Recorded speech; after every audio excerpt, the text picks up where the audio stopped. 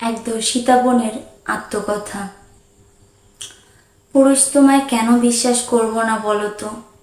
তুমি তো আমার জন্মের সূচনা, তুমি তো আমার শৈশবের ভাই হয়ে খেলার সাথী, তুমি তো আমার শৈশবে আমার পাশে বসা বন্ধু, তুমি তো যৌবনে আমার জীবন সঙ্গী। তোমাকে ছাড়া তো আমি অসম্পূর্ণ, তোমাকে ছাড়া তো অসম্পূর্ণ এই সংসার। তবে পুরুষ কেন তোমায় বিশ্বাস করা যায় না বলো তো? কেন তুমি মাঝে মধ্যে নারীর মধ্যে লালসা খুঁজে পাও? কেনই বা তুমি একটি নারীর সম্মান নষ্ট করতে উঠে পড়ে লাগো? কিছুটা সময়ের জন্য একটি মেয়ের স্বপ্ন, একটি মেয়ের স্বাধীনতা তুমি নষ্ট করে দাও। তুমি তো জানো বলো, এ সমাজে নারীর সম্মানটা বড্ড ঠুনকো।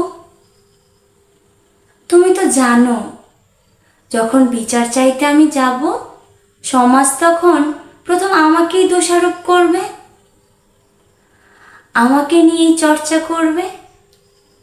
আমার চরিত্রে দাগ না থাকলেও ইশারায় বা ওদের কথায় দাগগুলো লাগিয়ে দিবে।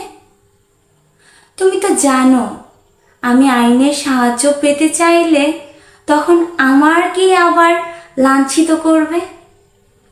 হয়তো বা আবার তাদের মধ্যে কোনো পুরুষ আবার দর্শন করার চেষ্টা করবে। আমি যখন আইনের সাহায্য নিতে যাব, তুমি মাথা উঁচু করে দাঁড়িয়ে থাকবে, আমি মাথা নিচু করে মুখ লুকিয়ে চোখের জল ফেলবো।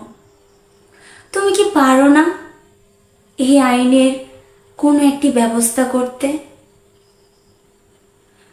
যখন আদালতে তুমি দাঁড়াবে, আমি দাঁড়াবো, তুমি অন্যায় করা সত্ত্বেও কেন মাথাটা আমার নিচু থাকবে?